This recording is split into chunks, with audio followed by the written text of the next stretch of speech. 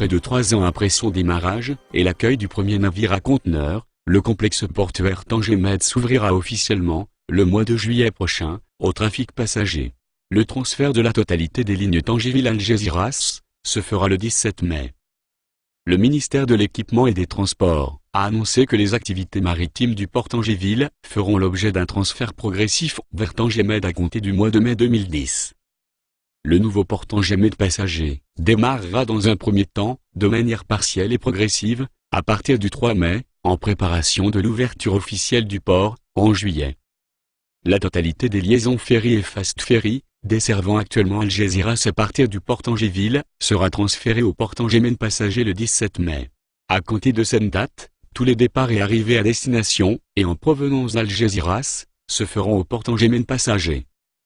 Durant la campagne Transit 2010, marquant le retour estival des Marocains résidant à l'étranger, les liaisons maritimes à destination de Tarifa seront maintenues au port Tangéville. À partir du mois d'octobre, les lignes desservant Tarifa feront l'objet d'une répartition entre les ports Tangéville et Tanger-Med passager. En effet, compte tenu de la vocation touristique du port Tangéville, amené à devenir l'un des premiers ports de plaisance et de croisière de la Méditerranée, des dessertes à partir de ce port seront maintenues sur Tarifa. Les liaisons ferry desservant Sète, Barcelone et Gênes continueront à être opérées au port Tangéville durant la campagne Transit 2010, en attendant leur transfert définitif au port Tanger-Med passager en octobre.